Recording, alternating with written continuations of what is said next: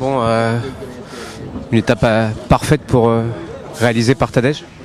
Oui, c'était une très belle étape pour nous, donc une très belle performance parce qu'on s'y attendait un peu plus de quart entre Tadej et Remco. Mais finalement, Tadej il a fait une très fort contre-la-montre. Il a gardé un bon rythme de le départ à l'arrivée. Et donc, belle journée pour nous. En plus, on gagne 1 minute sur Vingegaard, c'est quelque chose d'important.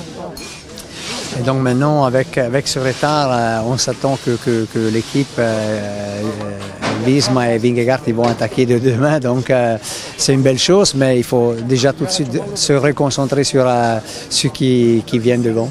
Est-ce que c'est bien d'avoir le maillot jaune aussitôt?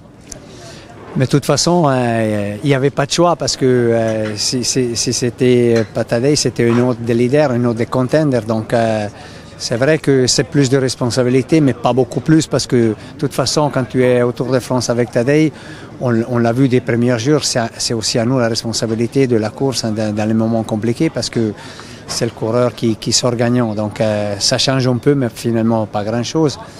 Et de toute façon, c'est mieux être devant que être obligé d'attaquer. Donc aussi, il y a des responsabilités d'un côté, mais il y a l'avantage aussi qu'il y a 1 minute et quelques sur Vingegaard, que c'est quand même très intéressant pour le moment. Donc, si on regarde le classement général, Mauro, du coup l'objectif maintenant, c'est de garder le maillot jaune jusqu'au bout.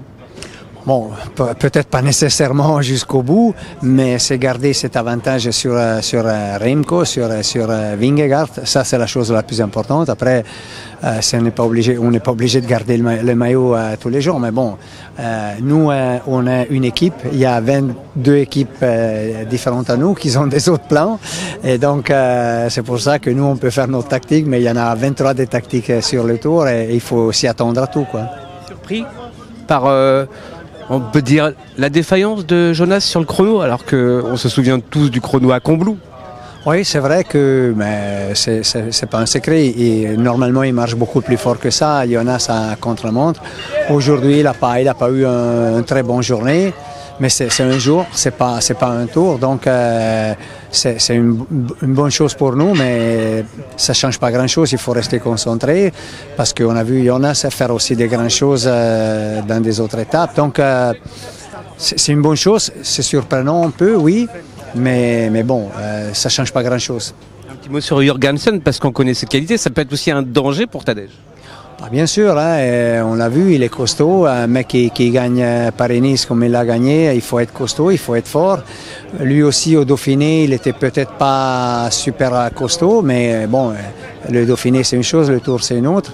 Aujourd'hui, il fait une bonne chrono aussi, il se sauve bien. Donc, il y a 2 pointes pour Visma jouer. Nous, on a quand même Joao Almeida qui est aussi très fort. Il a fait un très très bon chrono lui aussi. Hier, on a vu comment il marche. Donc, aussi de notre côté, on peut partager le travail entre les deux leaders. Un dernier mot. Le jeune Français, Kevin Vauquelin, qu'on a vu s'illustrer sur le Tour de Suisse, il t'épate pas un peu?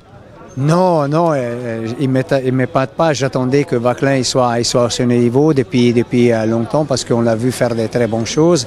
Peut-être il n'était pas constant, en son temps il avait des hauts et des bas. Et maintenant il est plus régulier, il se connaît mieux, il connaît son corps et donc ce qu'il est en train de faire c'est vraiment génial, c'est très bien. Bravo à lui. Ça peut être un danger pour Tadej? Ouais, pourquoi pas. Donc peut-être dans la haut aux montagnes, il est encore peut-être un peu lourd, mais bon, pourquoi pas. Il faut se méfier de tout le monde. Merci.